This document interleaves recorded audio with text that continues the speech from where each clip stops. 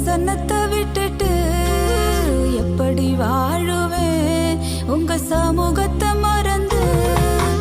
எங்கப்பா போவேன் உங்க பிரசன்னத்தை விட்டுட்டு எப்படி